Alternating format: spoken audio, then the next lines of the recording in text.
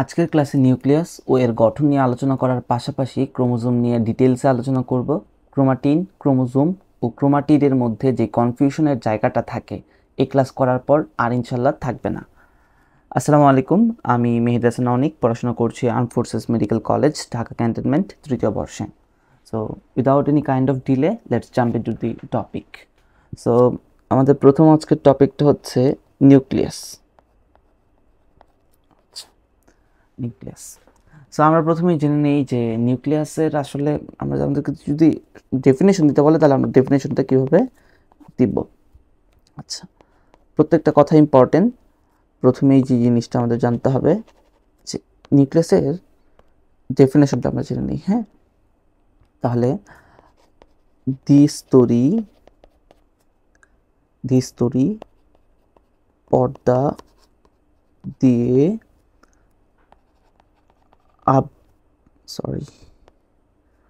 আবৃত যে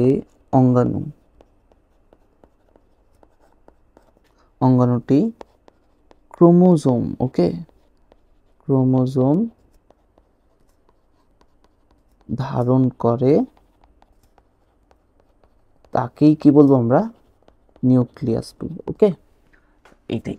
এখন আমরা জানবো হচ্ছে এর অপর কি কি নাম আছে। ঠিক আছে, আমরা যদি অপর নামগুলো না জানি তাহলে আমাদের কোয়েশ্চেনের মধ্যে যদি একটু ঘুরিয়ে কোয়েশ্চেন করে তাহলে কিন্তু আমরা বুঝতে পারবো না। সো একে বলা হয় হচ্ছে কোষের মস্তিষ্ক বলা হয়, কোষের প্রাণকেন্দ্র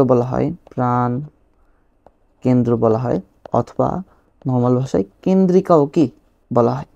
এখন আমাদের যে কোয়েশ্চেনটা ফ্রিকুয়েন্টলি পরীক্ষার মধ্যে আসে যে একে প্রাণকেন্দ্র বা মস্তিষ্ক বা কেন্দ্রিকা কেন বলা হয়, সো এই জিনিসটার আনসারটা আমাদের সবার জানতে হবে অ্যাজ এইটা খ নম্বরের কোয়েশ্চেনে আসে। সো প্রথম যেই কথাটা আমরা অবশ্যই লিখব যে সকল বিপাকীয় প্রক্রিয়া, ঠিক আছে, কোষের যত সকল বিপাকীয় প্রক্রিয়া আছে, হ্যাঁ, বিপাকীয়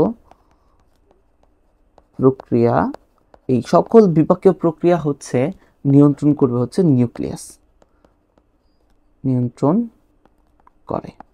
ঠিক আছে, 2 নম্বর যে পয়েন্টটা আমরা আমাদের ফেভারে বলবো, মানে কোয়েশ্চেনটার ফেভারে বলবো, যে আমরা তো একটু আগে পড়লাম তাই না, যে অঙ্গাণুটি হচ্ছে ক্রোমোজোম, ঠিক আছে, ধারণ করে। এখন এই ক্রোমোজোমের কাজ কি? ক্রোমোজোম যেটা, এই ক্রোমোজোমটা হচ্ছে বংশগতিতে ভূমিকা রাখে। সো যেই ক্রোমাটিন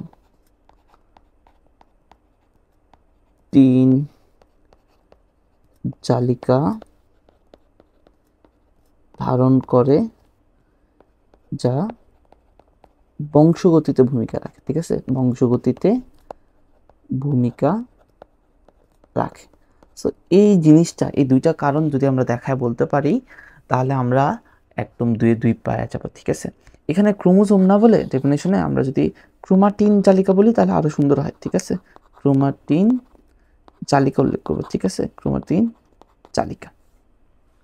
আচ্ছা, এখন নর্মাল ভাষায় যদি আমরা বলি যে এর আকারটা কীরকম হবে, আকার হবে, আকার কীরকম হয় দেখতেই পারো, আমরা বইয়ের মধ্যে কিন্তু দেখছি যে গোলাকার হয়। ঠিক আছে, প্রথম যে কথাটা বলবো সেটা হচ্ছে কি গোলাকার হবে, আর ডিম্বাকার হতে পারে, ডিম্বাকার ও নলাকার। ঠিক আছে, অনেক ধরনের হতে পারে নলাকার। আচ্ছা, অবস্থানটা এটা কি উদ্ভিদে থাকবে, প্রাণীতে থাকবে না, এরকম টাইপের না ভাই। উদ্ভিদে অনন্য বৈশিষ্ট্যের ক্ষেত্রে আমরা বলছিলাম যে কোষ প্রাচীর থাকবে, কিন্তু প্রাণীতে কোষ প্রাচীর থাকে না। আচ্ছা, প্রাণীদেহে নর্মালি এই কোষের একদম কেন্দ্রে অবস্থান করে, কারণ প্রাণীতে কোনো বড় কোষ গহ্বর নাই, যার কারণে নিউক্লিয়াসটাই কি কেন্দ্রে অবস্থান করতে পারে। কিন্তু উদ্ভিদের ক্ষেত্রে কি হয় বলতো? উদ্ভিদের ক্ষেত্রে কিন্তু কোষ প্রাচীর দিয়ে ভিতরে হচ্ছে কোষ গহ্বর থাকে, আর কোষ গহ্বর অনেক বড় হয়, যার কারণে হচ্ছে নিউক্লিয়াসটা কি একটু মানে প্রান্তের দিকে চলে যায়। ঠিক আছে, তাহলে উদ্ভিদে হচ্ছে যে কোষ থাকে, কোষের প্রান্তে হচ্ছে নিউক্লিয়াসটা অবস্থান করে, এবং প্রাণীতে কেন্দ্র থাকে জাস্ট বিকজ যে ওদের কোষ গহ্বর নাই। আচ্ছা, এখন আমরা কিছু স্পেশাল ইনফরমেশন জানবো। এই স্পেশাল ইনফরমেশনগুলো কি? স্পেশাল ইনফো, এগুলো আমাদের মনে রাখতে হবে, হ্যাঁ, খুব ভালোভাবে মনে রাখতে হবে, কারণ এমসিকিউতে আসবে। বা এই ইনফরমেশনগুলো যদি আমরা আমাদের সিকিউতে লিখতে পারি, তো একটা ভালো মার্ক ক্যারি করতে পারবো। সো প্রথম কথা হচ্ছে ইন্টারফেস, ঠিক আছে, ইন্টারফেস দশায় নিউক্লিয়াস যে থাকে, হ্যাঁ, এই নিউক্লিয়াসে স্বাভাবিকের থেকে বেশি হচ্ছে বিপাকীয় কার্যক্রম হয়, ঠিক আছে, বেশি বিপাকীয় কার্যক্রম সম্পাদিত হয়, হ্যাঁ, সম্পাদিত হয়। আর এই যে বেশি কার্যক্রম সম্পাদিত হওয়ার কারণে ইন্টারফেস দশায় যে নিউক্লিয়াসটা থাকে সেটাকে বলা হচ্ছে বিপাকীয় নিউক্লিয়াস। আচ্ছা, এই পড়াটা না তোমরা এখন এই জায়গায় মতো পাবা না, হ্যাঁ, কিন্তু তোমাদের যে চ্যাপ্টার 3 আছে, এই চ্যাপ্টার 3-র মধ্যে কিন্তু দুইটা কোষ বিভাজনের মাঝখানে, মানে মাইটোসিসের মাঝখানে যে দশাটা, ওইটাকে বলা হচ্ছে ইন্টারফেস। ওই ইন্টারফেস অবস্থায় যে বেশি বিপাকীয় কার্যক্রম হয় এবং বিপাকীয় নিউক্লিয়াস যে বলা হয়, এই কথাটা কিন্তু উল্লেখ আছে। সো ভাই একসাথে সবগুলো ইনফরমেশন, যে ইনফরমেশনগুলা নিউক্লিয়াস রিলেটেড আছে, ওগুলা একসাথে আলোচনা করে দেওয়ার চেষ্টা করতেছি। ওকে, আচ্ছা, তারপর আমাদের আরেকটা জিনিস জানতে হবে যে পরিণত, ঠিক আছে, পরিণত লোহিত রক্তকণিকা ও সিভ কোষে নিউক্লিয়াস থাকে না। কথাটা কিন্তু সবচেয়ে যেই জিনিসটা আমাদের মাথার মধ্যে রাখতে হবে যে পরিণত অবস্থায়, এমসিকিউর মধ্যে কিন্তু যদি শুধু লোহিত রক্তকণিকা দেয় তাহলে কিন্তু আমরা দাগাবো না, হ্যাঁ, আমাদের কিন্তু অবশ্যই উল্লেখ রাখতে হবে যে পরিণত অবস্থায়। আচ্ছা, একটা জিনিস কনসেপ্ট তোমাদের দেওয়ার চেষ্টা করি যে নর্মালি যখন ছোট থাকে, হ্যাঁ, একদম বাচ্চাকালে লোহিত রক্তকণিকা গোলকাল থাকে এবং এর ভিতরে একটা নিউক্লিয়াস থাকে। কিন্তু আমরা তো জানি লোহিত রক্তকণিকার মেইন কাজ হচ্ছে অক্সিজেন ক্যারি করা, আর অক্সিজেন ক্যারি করতে হলে আমাদের যেই এটা লাগে সেটা হচ্ছে হিমোগ্লোবিন লাগে। এখন এই হিমোগ্লোবিনকে জায়গা দিতে গিয়ে কোষের নিউক্লিয়াসটা হচ্ছে কি বের হয়ে আসে, যার কারণে পরিণত অবস্থায় লোহিত রক্তকণিকায় কোনো কি থাকে না, নিউক্লিয়াস থাকে না। আচ্ছা, থার্ড যে ইনফরমেশনটা আমরা মনে রাখবো সেটা হচ্ছে একটা কোষের ক্ষেত্রে, ঠিক আছে, একটা কোষের ক্ষেত্রে নিউক্লিয়াস নর্মালি 15% এর মতো জায়গা দখল করে, কিন্তু সবচেয়ে মজাদার ইনফরমেশন যেটা স্পার্ম, হ্যাঁ, পুংকোষ, জনন কোষের ক্ষেত্রে স্পার্ম যেটা, এই স্পার্মের প্রায় 90% হচ্ছে কি নিউক্লিয়াস। সো এটা যদি একটা স্পার্মের চিত্র হয়, সামনে অ্যাক্রোজোম থাকবে এবং এর 90% জায়গা জুড়ে, হ্যাঁ, 90% এরিয়া জুড়েই কি থাকবে, নিউক্লিয়াস থাকবে। আচ্ছা, এখন আমরা একটা আদর্শ নিউক্লিয়াসের কি কি অংশ থাকে এই জিনিসটা জানার চেষ্টা করব। এই ছবিটা কিন্তু, এই চিত্রটা তোমাদের কিন্তু বারবারই কোশ্চেন আসে যে একটা আদর্শ নিউক্লিয়াসের গঠন ব্যাখ্যা করো বা ড্রয়িং লেভেল করো, যাই বলুক না কেন এই চিত্রটা তোমাদের অবশ্যই দিতে হবে। বায়োলজিতে কিন্তু চিত্র ছাড়া ভাই মার্ক নাই। সো চিত্র দিবা, তাহলে হচ্ছে তোমার মার্ক অনেক বেশি বেড়ে যাবে। আচ্ছা, আমরা চলো দেখি কি কি অংশ আছে। প্রথমে আঁকার জন্য তুমি কম্পাসকে ইউজ করে একটা বৃত্ত দিয়ে দিবা, ঠিক আছে, সুন্দর করে একটা বৃত্ত দিয়ে দিবা। এবং আমরা যেহেতু বলছি যে এই হচ্ছে দ্বিস্তরী একটা পর্দা, সো দুইটা বৃত্ত দিবা পরপর। আচ্ছা, সো দুইটা বৃত্ত দিলাম। এরপর আমাদের করতে হবে কি, এখানে ডটের দিয়ে কিছু জায়গা বুঝিয়ে দিতে হবে, যেটাকে আমরা হচ্ছে নিউক্লিওপ্লাজম হিসেবে রিপ্রেজেন্ট করতেছি। এবং বাইরে যে দ্বিস্তরী পর্দাটা দিছি, ওই দ্বিস্তরী পর্দাটাকে আমরা কি বলবো, নিউক্লিয়ার মেমব্রেন বলবো, ঠিক আছে, অথবা নিউক্লিয়ার ঝিল্লি বলবো। এবং এখানে এই নিউক্লিওপ্লাজমের মধ্যে অপেক্ষাকৃত গাঢ় একটা অঞ্চল দেখা যায় যেটাকে বলা হচ্ছে নিউক্লিওলাস। এবং এই নিউক্লিয়াস থেকে শুরু করে এরকম প্যাঁচানো কিছু তন্তু দেখা যায়, যেগুলো নিউক্লিয়াস থেকে শুরু হয়ে আবার নিউক্লিওলাসেই কি শেষ হয়, ঠিক আছে। সো এই প্যাঁচানো তন্তুগুলোকে আমরা বলবো হচ্ছে ক্রোমাটিন তন্তু। তাহলে আমার এই চিত্রটা কি আঁকা হয়েছে?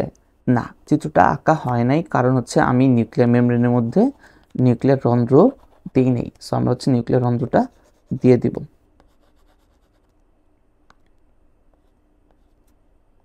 ওকে, ফাইন, আমরা নিউক্লিয়ার রন্ধ্রগুলো দিয়ে দিচ্ছি। সো এখন হচ্ছে আমাদের লেভেলিংয়ের পালা। সো সবার বাইরে যে জিনিসটা থাকবে সেটাকে আমরা কি বলবো, নিউক্লিয়ার ঝিল্লি। সো এই জিনিসটা হচ্ছে নিউক্লিয়ার ঝিল্লি। ঝিল্লি সম্পর্কে আমাদের কতগুলো কথা জানতে হবে। যেমন প্রথম কথা হচ্ছে এটা হচ্ছে 2 স্তর বিশিষ্ট, এইটা হচ্ছে প্রোটিন, যে কোনো পর্দা না বায়োলজিতে নর্মালি হচ্ছে প্রোটিন এবং লিপিড দিয়ে তৈরি হয় আর কি, হ্যাঁ, মানে যেটাকে আমরা বলছিলাম কি লিপোপ্রোটিন বলছিলাম। আচ্ছা, এবং এই ঝিল্লিরই একটা বৈশিষ্ট্য হচ্ছে এর মধ্যে নিউক্লিয়ার কি থাকবে, রন্ধ্র থাকবে, ঠিক আছে, রন্ধ্র। আর এই রন্ধ্রের কাজ কি হবে, বস্তুর চলাচল, বিভিন্ন বস্তুর চলাচল নিয়ন্ত্রণ করা। তাহলে নিউক্লিয়ার ঝিল্লিরও একটা কাজ হচ্ছে কি, বিভিন্ন বস্তুর চলাচল নিয়ন্ত্রণ করা।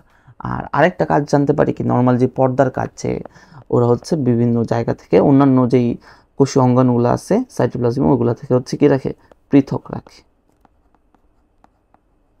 আচ্ছা, তারপর যেটা আমরা জানবো যে নিউক্লিয়ার রন্ধ্রের পর এই যে ভেতরে থাকে হচ্ছে যেই থকথকে জেলির মতো যে পদার্থটা থাকে সেটাকে আমরা বলবো হচ্ছে নিউক্লিওপ্লাজম। ঠিক আছে, আমরা কি বলবো, নিউক্লিওপ্লাজম বলবো, নিউক্লিওপ্লাজম।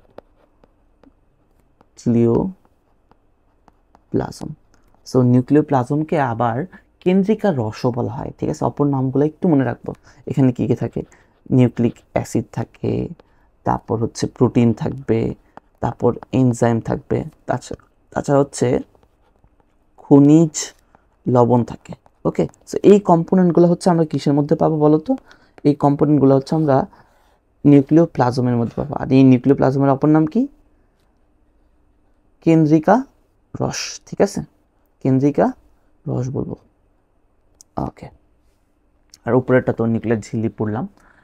তারপর হচ্ছে আমাদের এই যে ভেতরে, হ্যাঁ, যেটা দেখতেছি যে একদম গাঢ় যে বস্তুটা দেখা যায়, হ্যাঁ, একদম গাঢ় করে যে বস্তুটা দেখা যায়, গোলাকার যে বস্তুটা দেখা যায়, এই বস্তুটাকে আমরা কি বলবো, আমরা বলি হচ্ছে সরি ওকে, সেই গোলাকার যে বস্তুটা গাঢ় অঞ্চলটা দেখা যায় সেটাকে বলা হচ্ছে নিউক্লিওলাস। ওকে, এই গাঢ় বস্তুটাকে বলা হচ্ছে কি, নিউক্লিওলাস।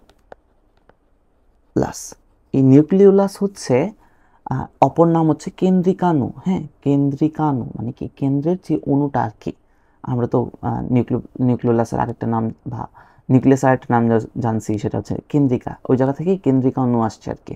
এবং এইটা হচ্ছে আরএনএ ও প্রোটিনের সমন্বয়ে তৈরি। ঠিক আছে, তাহলে কিন্তু এখানে কিন্তু প্রোটিন পাচ্ছে, আরএনএ এবং প্রোটিন পাচ্ছে হচ্ছে নিউক্লিওলাসের মধ্যে। এদিকে হচ্ছে নিউক্লিওপ্লাজমের মধ্যে পাচ্ছে নিউক্লিক অ্যাসিড, প্রোটিন, এনজাইম। আর এখানে নিউক্লিয়ার যে ঝিল্লি, ওটার মধ্যে হচ্ছে প্রোটিন এবং লিপিডের সমন্বয়ে গঠিত এই জিনিসটা পাইছি। ওকে, সো আর এখন হচ্ছে সবচেয়ে ইম্পর্টেন্ট একটা জিনিস, যে এই যে প্যাঁচানো যে নালিকাগুলো পাচ্ছি সেগুলো হচ্ছে কি, ক্রোমাটিন তন্তু। ঠিক আছে, ক্রোমাটিন তন্তু অথবা ক্রোমাটিন জালিকা অথবা নিউক্লিয়ার রেটিনাকুলাম। সো এই যে এই জিনিসগুলা, ক্রোমাটিন জালিকা, এই জিনিসটাতে কি বোঝায় এখন আমরা একদম ইন ডেপথ থেকে জানবো। হ্যাঁ, সো অনেকগুলা টার্ম চলে আসে। হ্যাঁ, যদি আমরা ক্রোমাটিন জালিকা নিয়ে বলতে চাই, আমাদের অনেকগুলো টার্ম চলে আসে। প্রথমেই জানবো হচ্ছে ক্রোমাটিন জালিকাটা জিনিসটা আসলে কি। হ্যাঁ, আমি একদম ভেতর থেকে তোমাদের কনসেপ্ট যাতে একদম ক্লিয়ার হয় ওইভাবে বোঝানোর চেষ্টা করতেছি। হ্যাঁ, ক্রোমাটিন জালিকা। সো এই ক্রোমাটিন জালিকাটা আসলে কি, আমরা তো জানি যে আমাদের যেই ডিএনএ থাকে, হ্যাঁ, ডিঅক্সিরাইবোনিউক্লিক অ্যাসিড, এই ডিএনএটা যখন হিস্টোন নামক একটা প্রোটিন আছে, ওকে, আমাদের বডিতে হিস্টোন নামক একটা বডিতে একটা প্রোটিন আছে, ওইটার সাথে যখন একসাথে যুক্ত হয় ওইটাকে বলা হচ্ছে নিউক্লিওপ্লাজম। ঠিক আছে, কি বলা হয়, নিউক্লিওপ্লাজম। সো ব্যাপারটা হয় কি, সরি একটা ভুল বলছি, নিউক্লিওজোম বলবো। হ্যাঁ, প্লাজম তো হচ্ছে তরল পদার্থ, বলবো হচ্ছে নিউক্লিওজোম। ওকে, সো ধরো ভাই হচ্ছে এখন এই গোল গোল দিয়ে হচ্ছে হিস্টোন প্রোটিনকে ইন্ডিকেট করতেছি, এবং এই যে লম্বা একটা দাগ দিয়ে হচ্ছে ডিএনএকে প্রকাশ করতেছি। যখন হচ্ছে এরকমভাবে হিস্টোন প্রোটিনগুলোকে ডিএনএর যেই সূত্রটা আছে ওইটা পেঁচায় ফেলে, তখন এরকমভাবে পেঁচায় হচ্ছে আমাদের কি তৈরি করে, একটা সুতার মতো একটা অংশ তৈরি করে। লম্বা সুতার মতো একটা অংশ তৈরি করে, যেটাকে আমরা বলি হচ্ছে ক্রোমাটিন। ঠিক আছে, তাহলে ডিএনএ এবং হিস্টোন, ডিএনএ হচ্ছে হিস্টোন প্রোটিনকে পেঁচায় এবং যে সুতার মতো অংশ তৈরি করে, লুজ একটা সুতার মতো অংশ তৈরি করে, ওটাকে আমরা বলি হচ্ছে ক্রোমাটিন। এবং এই ক্রোমাটিনটা আমরা মূলত পাই হচ্ছে বিশ্রামরত অবস্থায়। তাহলে কোষটা যখন বিশ্রামরত অবস্থায় থাকে, আচ্ছা তাহলে বিশ্রামরত অবস্থায় যখন থাকবে, আচ্ছা বিশ্রামরত মানে কি, মানে যে যখন বিভাজন হচ্ছে না, মাইটোসিস কোষ বিভাজন অথবা মিওসিস কোষ বিভাজন হচ্ছে না, ওই অবস্থাটাকে আমরা বলতেছি বিশ্রামরত অবস্থা। সো বিশ্রামরত অবস্থায় আমরা হচ্ছে ভেতরে হচ্ছে জালিকা আকারে কুণ্ডলিত অবস্থা দেখতে পাই, কুণ্ডলিত হিসেবে আমরা দেখতে পাই। এবং এই কুণ্ডলিত অবস্থায় যে অংশটা পাই সেটাকে আমরা বলি হচ্ছে ক্রোমাটিন জালিকা। অথবা এই ক্রোমাটিন জালিকাকে অন্য নামে আমরা ডাকতে পারি হচ্ছে ক্রোমাটিন তন্তু, বা আমরা ইংরেজিতে বলি হচ্ছে রেটিনাকুলাম। ঠিক আছে, রেটিকুলাম। আচ্ছা, এই যে রেটি কথার অর্থ কি, জালের মতো গঠন। ঠিক আছে, তো এই জালের মতো গঠনটাকে আমরা বলি হচ্ছে কি ক্রোমাটিন তন্তু বলি, বা ক্রোমাটিন জালিকা বলি। এখন যখন একটা কোষ বিভাজনরত অবস্থায় থাকে, বিভাজনরত অবস্থায় থাকে, প্রথম দিকে যখন প্রোফেজ হয়, প্রোফেজ অনেকগুলো তো ধাপ আছে, তাই না, মাইটোসিস অনেক ধাপ আছে, প্রথম ধাপটার নাম কি প্রোফেজ। তো এই প্রোফেজ ধাপের শুরুতে আমরা দেখি হচ্ছে এই ক্রোমাটিন তন্তুগুলা থেকে ক্রমান্বয়ে কি হয়, জল বিয়োজন হয়। সো যখন হচ্ছে জল বিয়োজন হয় তখন হচ্ছে এই জিনিসটা, একটা জিনিস থেকে জল চলে যায়, যদি জল চলে যায় তাহলে অনেক চিকন হয়ে যাবে।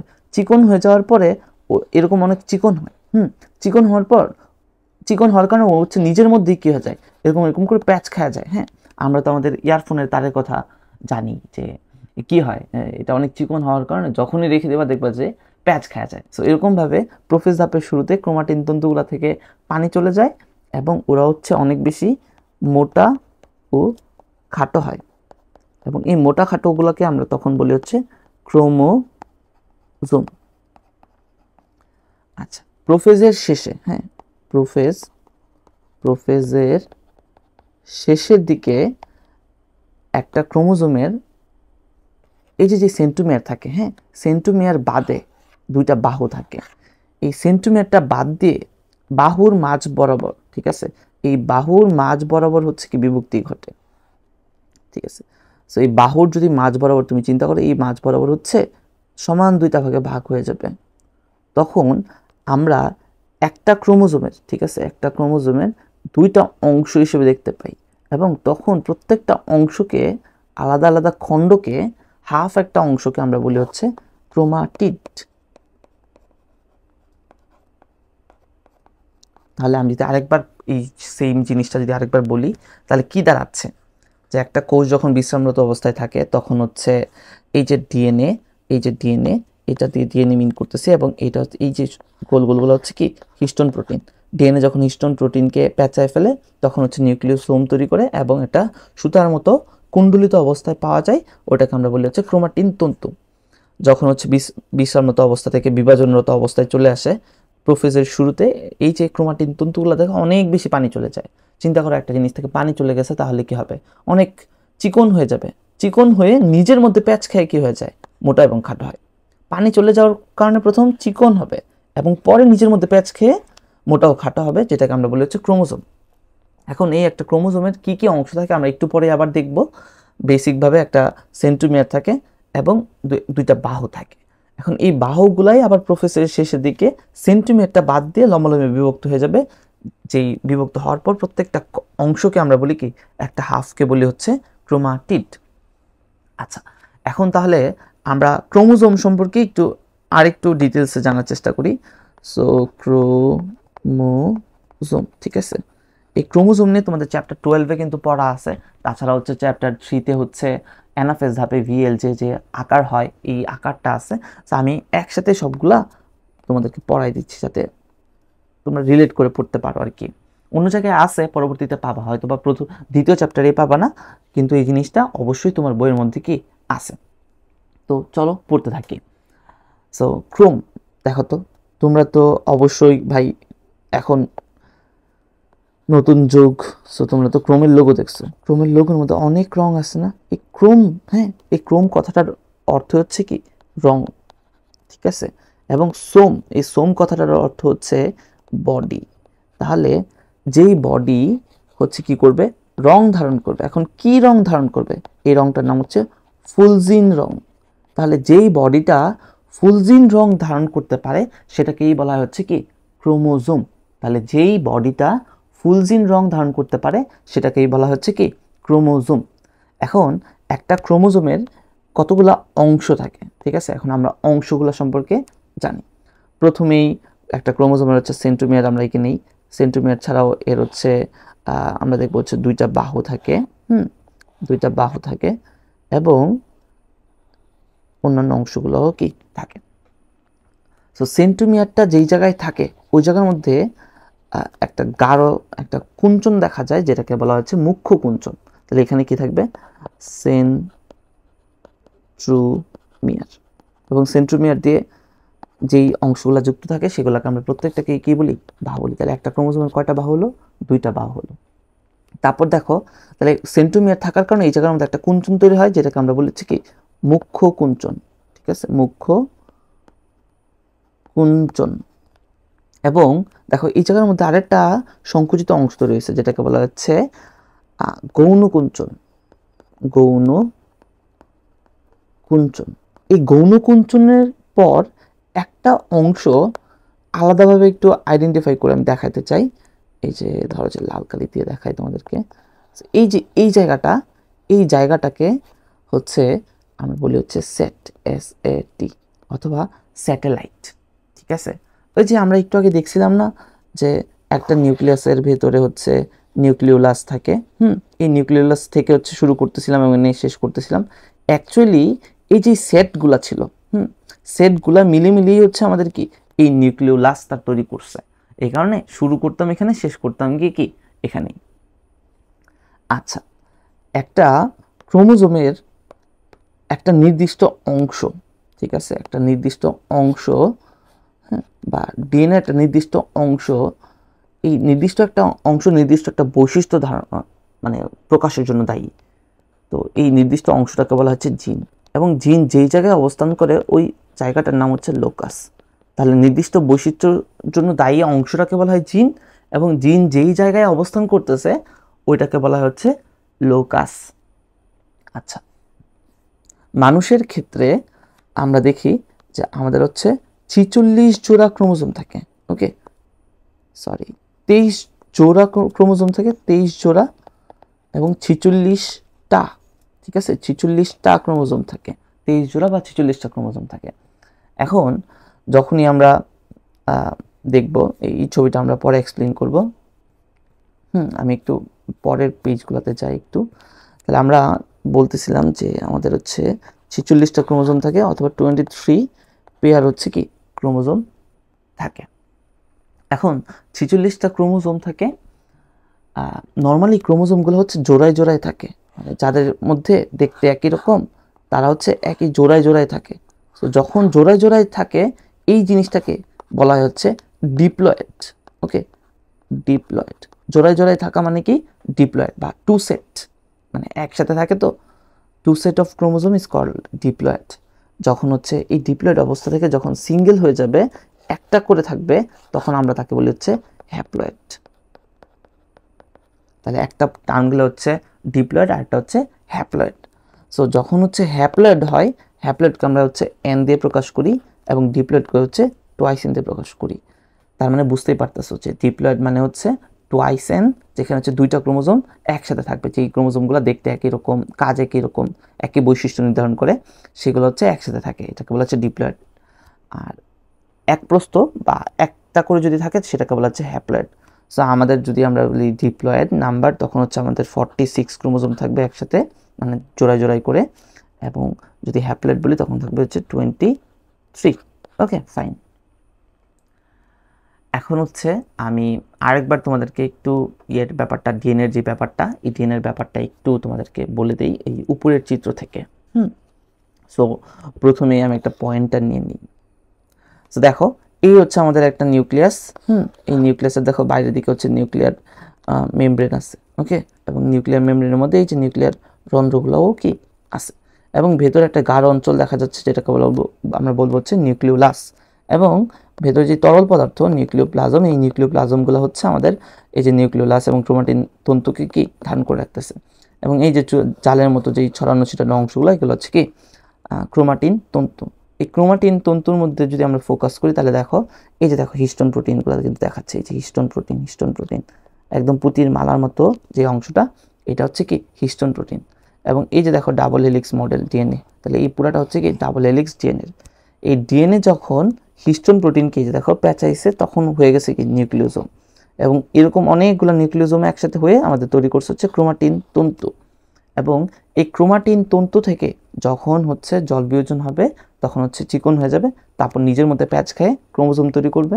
ক্রোমোজোমটা যখন প্রোফেজ ধাপে সেন্টোমিয়ার বাদ দিয়ে লম্বালম্বিভাবে বিভক্ত হবে, তখন আমরা তাকে বলবো হচ্ছে ক্রোমাটিড। Okay fine. তাহলে ডিএনএ থাকবে, এই যে ডিএনএ যখন হিস্টোন প্রোটিনকে প্যাঁচায় ফেললো, কাকে প্যাঁচাইলো? হিস্টোন প্রোটিনকে প্যাঁচায় ফেললো, হ্যাঁ, তখন সেই জিনিসটাকে আমরা বলবো হচ্ছে ক্রোমাটিন। তাহলে কি হয়ে গেল? ক্রোমাটিন হয়ে গেল। এবং এই ক্রোমাটিন তন্তুগুলা থেকে, আর ক্রোমাটিন তন্তুটা হচ্ছে বিশ্রামরত অবস্থায় থাকে। যখন জল বিয়োজন হবে তখন হচ্ছে নিজের মধ্যে প্যাঁচাবে। তাহলে কি হবে? নিজের মধ্যে প্যাঁচাবে, যেহেতু চিকন জিনিস নিজের মধ্যে প্যাঁচায় যাবে। নিজের মধ্যে প্যাঁচায় গিয়ে তৈরি করবে হচ্ছে ক্রোমোজোম। ঠিক আছে, তাহলে কি তৈরি করবে? ক্রোমোজোম তৈরি করবে। এবং এই ক্রোমোজোম থেকেই পরবর্তীতে সেন্ট্রোমিয়ার বাদ দিয়ে লম্বালম্বিভাবে বিভক্ত হবে, যেটাকে আমরা বলবো হচ্ছে ক্রোমাটিড। হাফ অংশটাকে আমরা বলবো হচ্ছে ক্রোমাটিড। তাহলে একটা ক্রোমোজোমের মধ্যে আমরা দুইটা ক্রোমাটিড পাবো। এই ক্রোমাটিডগুলাই পরবর্তীতে সেন্ট্রোমিয়ারের বিভক্তির কারণে, ওরা তো কেবলমাত্র ক্রোমাটিডগুলো সেন্ট্রোমিয়ারের মাধ্যমে যুক্ত ছিল, তো যখনই হচ্ছে সেন্ট্রোমিয়ারেরও ডিভিশন হয়ে যাবে, তখন তৈরি করবে হচ্ছে অপত্য ক্রোমোজোম।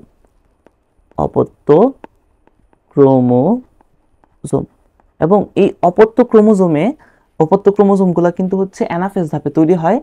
এবং দেখবা অপত্য ক্রোমোজোম তৈরি হওয়ার পর এরা হচ্ছে টেলোফেজ ধাপে গিয়ে আবার জল যোজন হবে। তাহলে চিন্তা করো, জল যোজন হলেই আবার কিসে এই জিনিসগুলো কনভার্ট হয়ে যাবে, এই জিনিসগুলো আবার ক্রোমাটিন তন্তুতে কনভার্ট হয়ে যাবে। তাহলে যেখান থেকে শুরু করছিলাম ওই জায়গায় এসে শেষ করতে কিন্তু আমরা পারছি। ঠিক আছে, সো এই ফ্লোচার্টটা এবং এই চিত্রটা হচ্ছে তোমরা মাথার মধ্যে রাখবা, তাহলে হচ্ছে তোমরা পেয়ে যাবে। এই চিত্রটা আমি হচ্ছে চ্যাপ্টার 12 থেকে নিচ্ছি, হ্যাঁ, 12 নম্বর অধ্যায় থেকে আমি নিয়েছি। আচ্ছা, এখন হচ্ছে আমরা একটু ক্রোমোজোমের প্রকারভেদটার দিকে যাই। হ্যাঁ, যে ক্রোমোজোমের হ্যাপ্লয়েড ডিপ্লয়েড তো বুঝলাম, যে ডাবল সেট আর হচ্ছে কি সিঙ্গেল হ্যাপ্লয়েড। আচ্ছা, ক্রোমোজোমের প্রকারভেদে যদি যাই তাহলে দেখতে পাবো যে ক্রোমোজোমে সেন্ট্রোমিয়ার, হ্যাঁ, যে সেন্ট্রোমিয়ার খুব গুরুত্বপূর্ণ একটা অংশ। সেন্ট্রোমিয়ার, এই সেন্ট্রোমিয়ারের অবস্থান অনুযায়ী, ঠিক আছে, অবস্থান অনুযায়ী আমরা হচ্ছে ক্রোমোজোমকে 4 ভাগে ভাগ করতে পারি। ঠিক আছে, ক্রোমোজোমের কে আমরা হচ্ছে 4 ভাগে ভাগ করতে পারি। প্রথম সেটা হচ্ছে মেটাসেন্ট্রিক। সো মেটাসেন্ট্রিক মানে কি? মেটাসেন্ট্রিক। তাহলে দেখো, মেটা মানে হচ্ছে কি মধ্য, সেন্ট্রিক মানে কি সেন্টারে অবস্থান করবে। সো ক্রোমোজোমটা যদি একদম দুই বাহুর মাঝখান বরাবর অবস্থান করে, তো সেটাকে আমরা বলবো হচ্ছে মেটাসেন্ট্রিক। তারপর যেই টাইপটা আসে সেটা হচ্ছে সাব মেটাসেন্ট্রিক। তাহলে দেখো এখানেও মেটা আছে, তার মানে মধ্য। সেন্ট্রিক মানে হচ্ছে অবস্থানটা, সেন্ট্রোমিয়ার অবস্থানটা।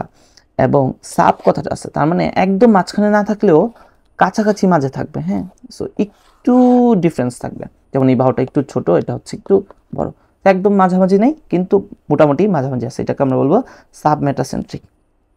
তারপর চলে আসবে হচ্ছে অ্যাক্রোসেন্ট্রিক।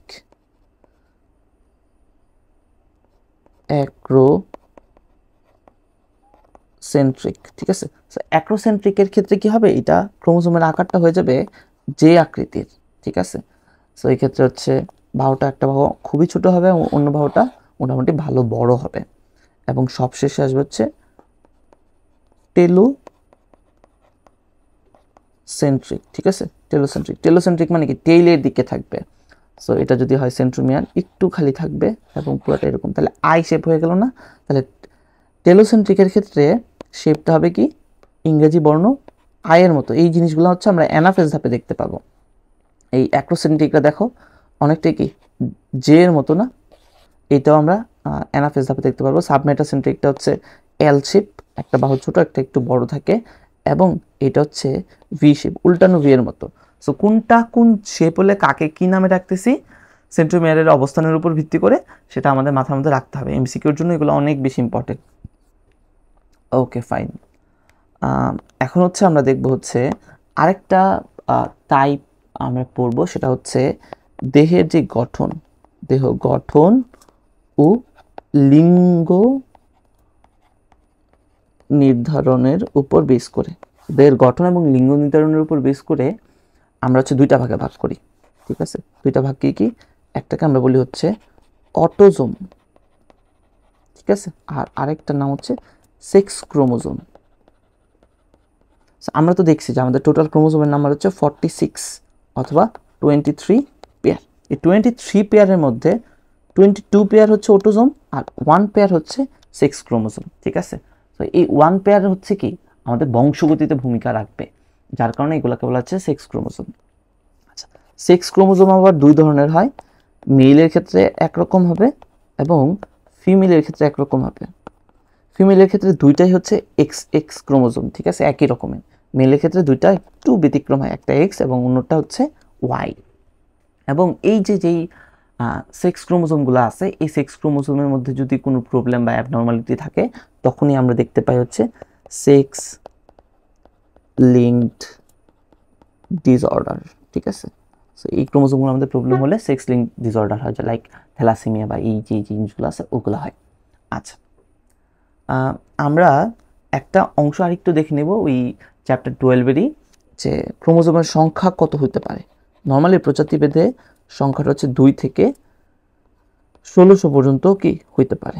2 থেকে 1600। আমাদের কয়টা থাকে? আমাদের হচ্ছে 46 থাকে, হিউম্যান সেলে হচ্ছে 46 থাকে।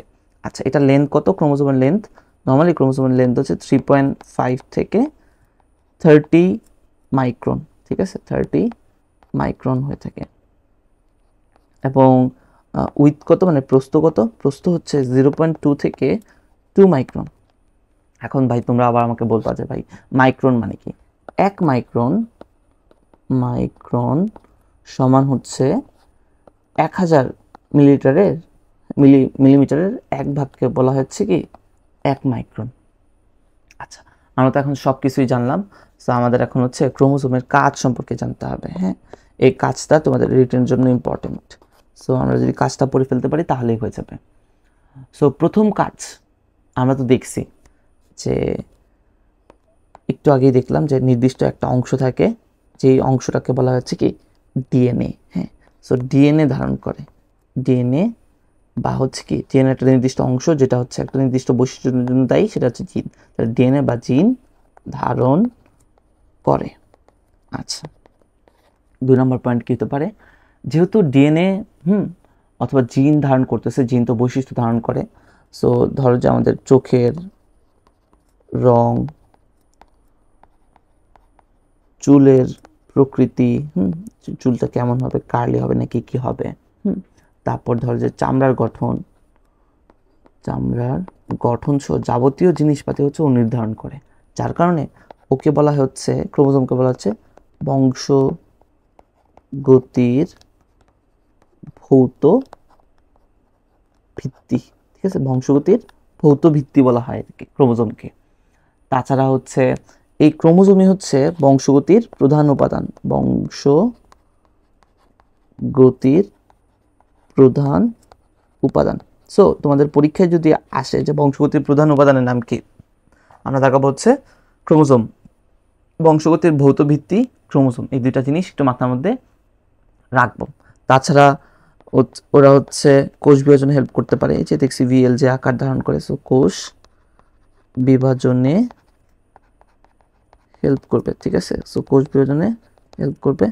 এবং লাস্ট পয়েন্ট যেটা তোমাকে সিকিউতে লিখতেই হবে, হ্যাঁ, এই জিনিসটা আমি পরে লিখতেছি কিন্তু এটা তোমার জন্য অনেক বেশি ইম্পর্টেন্ট, লাল কালিতে লিখে দিচ্ছি। হ্যাঁ, এইটা ছাড়া সিকিউ কিন্তু পাস হবে না, সিকিউতে এই কথাগুলো লিখতে হবে।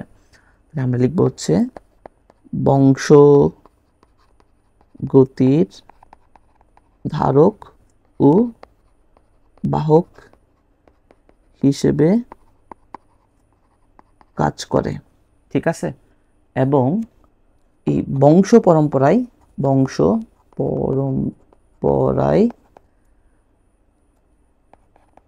বৈশিষ্ট্য বহন করে নিয়ে যায়, ঠিক আছে। সো এই কথাগুলা আমাদের জানা থাকা লাগবে। সো এগুলো হচ্ছে তোমার সিকিউর জন্য অনেক ইম্পর্টেন্ট, যে একটা ক্রোমোজোমের কী কী কাজ থাকতে পারে, এবং সংখ্যাগুলো তথ্যগুলো হচ্ছে চ্যাপ্টার 12 থেকে নেওয়া। আমি একটু কনসাইজ করে দিচ্ছি তোমাদের জন্য, যে লেন্থ কত, সংখ্যা কত, এই জিনিসগুলা। এবং আমরা ক্রোমোজোমকে হচ্ছে কাজের উপর বা লিঙ্গ নির্ধারণের উপর বেস করে 2 ধরনের ভাগ করতে পারি। একটা হচ্ছে তোমার কি, একটা হচ্ছে অটোজোম, আর একটা হচ্ছে সেক্স ক্রোমোজোম। অটোজোম হচ্ছে 22 পেয়ার, আর সেক্স ক্রোমোজোম 1 পেয়ার। মেলের ক্ষেত্রে হচ্ছে XY থাকে ভিন্ন ভিন্ন ধরনের, ফিমেলের ক্ষেত্রে একই ধরনের XX। আচ্ছা, এবং বিভিন্ন আকার, সাবমেটাসেন্ট্রিক হলে L আকার হবে, মেটাসেন্ট্রিক হলে V আকার হবে। হ্যাপ্লয়েড কি, যখন হচ্ছে 2টা ক্রোমোজোম একসাথে থাকবে, জোড়ায় জোড়ায় থাকবে, তখন আমরা বলি ডিপ্লয়েড। আর যদি সিঙ্গেলি থাকে তখন আমরা বলি হচ্ছে হ্যাপ্লয়েড। এই যে দেখো, এই যে চিত্র যেটাতে বলছিলাম যে এটা হচ্ছে সেন্ট্রোমিয়ার, ওকে। এই জায়গাটা হচ্ছে সেন্ট্রোমিয়ার, এই পুরাটা একটা বাহু, এই পুরাটা একটা বাহু, ঠিক আছে। এবং এই যে এই জায়গার মধ্যে আমরা দেখি হচ্ছে মুখ্যকুঞ্চন, এবং এই ছোট্ট জায়গাটাকে বলা হচ্ছে গৌণকুঞ্চন। গৌণকুঞ্চনের পর যে অংশটা থাকে, যেটা দিয়ে হচ্ছে নিউক্লিওলাস তৈরি হবে, সেটা হচ্ছে কি স্যাটেলাইট। এই চিত্রটা তো আমি তোমাদেরকে এক্সপ্লেন করছি, যে ডিএনএ যখন হিস্টোন প্রোটিনের সাথে এক হবে তখন হচ্ছে ক্রোমাটিন তন্তু তৈরি করবে। এই ক্রোমাটিন তন্তু থেকে জল বিয়োজন হবে প্রোফেজের শুরুতে, তখন নিজের মধ্যে পেঁচায় যাবে, তৈরি করবে ক্রোমোজোম। এই ক্রোমোজোম হচ্ছে প্রোফেজের শেষের দিকে সেন্ট্রোমিয়ারটা বাদ দিয়ে, এটা যদি সেন্ট্রোমিয়ার হয়, সেন্ট্রোমিয়ার বাদ দিয়ে যে বাহুটা আছে, বাহুটা 2টা ভাগে বিভক্ত হবে। যেই বাহু একটা হাফকে বলবো হচ্ছে ক্রোমাটিড। এই ক্রোমাটিডই পরবর্তীতে যখন সেন্ট্রোমিয়ার দিয়ে আটকাই ছিল, সেন্ট্রোমিয়ারটাও ভাগ হয়ে যাবে, তখন অপত্য ক্রোমোজোম তৈরি করবে, এবং টেলোফেজে গিয়ে এই অপত্য ক্রোমোজোমগুলোতেই জল যোজন হবে এবং তৈরি করবে আবার ক্রোমাটিন তন্তু, যেটা আবার পেঁচায় কোষের ভিতরে অবস্থান করবে। আচ্ছা, আর এই জিনিসগুলো আমি তোমাদেরকে বলছি। একটা নিউক্লিয়াসের হচ্ছে 4টা আদর্শ অংশ থাকবে। নিউক্লিয়ার ঝিল্লি থাকবে, যেটা 2 স্তর বিশিষ্ট, প্রোটিন এবং লিপিড দিয়ে তৈরি। এবং এখানে একটা অংশ থাকবে নিউক্লিয়ার রন্ধ্র। নিউক্লিয়ার রন্ধ্রের কারণে হচ্ছে বস্তু চলাচল নিয়ন্ত্রণ করবে, আর নিউক্লিয়ার ঝিল্লি যেহেতু সব পৃথক করে রাখবে। ভেতর যে তরল পদার্থের মধ্যে হচ্ছে এই সবগুলো উপাদান হচ্ছে ভাসমান থাকে, সেটাকে বলা হচ্ছে নিউক্লিওপ্লাজম। নিউক্লিওপ্লাজমে আমরা নিউক্লিক অ্যাসিড পাবো, প্রোটিন পাবো, এনজাইম পাবো, তাছাড়া খনিজ লবণ পাবো। এবং ভেতরে যে গাঢ় অঞ্চলটা, যেটা হচ্ছে সেট দিয়ে তৈরি হয়, সেটাকে আমরা বলবো হচ্ছে নিউক্লিওলাস, ওকে। সো নিউক্লিওলাস হচ্ছে আরএনএ এবং প্রোটিন দিয়ে তৈরি হয়। এই জিনিসটা 3 স্টার একটা জিনিস তোমাদের এমসিকিউতে আসবে। এবং ভাসমান অবস্থায় যেগুলো থাকে ক্রোমাটিন তন্তু বলা হয়। এই ক্রোমাটিন তন্তু সম্পর্কে তুমি ডিটেলস এখন জানো। এবং শুরুর দিকে আমরা বলছিলাম যে ইন্টারফেস এবং স্পেশাল কিছু কথাবার্তা, যে পরিণত অবস্থায় থাকবে না, সিপকোষ থাকে। আচ্ছা, যদি এখানে হচ্ছে নাই, আর যদি বেশি থাকে তখন আমরা তাকে সিনোসাইট অথবা প্লাজমোডিয়াম বলি, হ্যাঁ। অবস্থান হচ্ছে প্রাণীদের ক্ষেত্রে কেন্দ্রে থাকবে এবং উদ্ভিদের দেহে প্রান্তের দিকে থাকবে। আচ্ছা, এবং শুরুতেই দ্বিস্তরী পর্দা দিয়ে যে অঙ্গাণুটা হচ্ছে ক্রোমাটিন জালিকা ধারণ করে, সেটাকে আমরা বলি হচ্ছে নিউক্লিয়াস। সো তোমরা হচ্ছে ক্লাসটা ভালোভাবে করবা, এবং কোন জায়গায় যদি কনফিউশন থাকে তাহলে অবশ্যই আমাকে আরেকবার বলবা, এবং ক্লাসটা যদি ভালো লেগে থাকে তাহলে অবশ্যই ফ্রেন্ডদের মধ্যে ছড়াই দিবা, অ্যান্ড নিজে সাবস্ক্রাইব করবা। That's all from my side. Thank you very much for watching. Allah হাফেজ।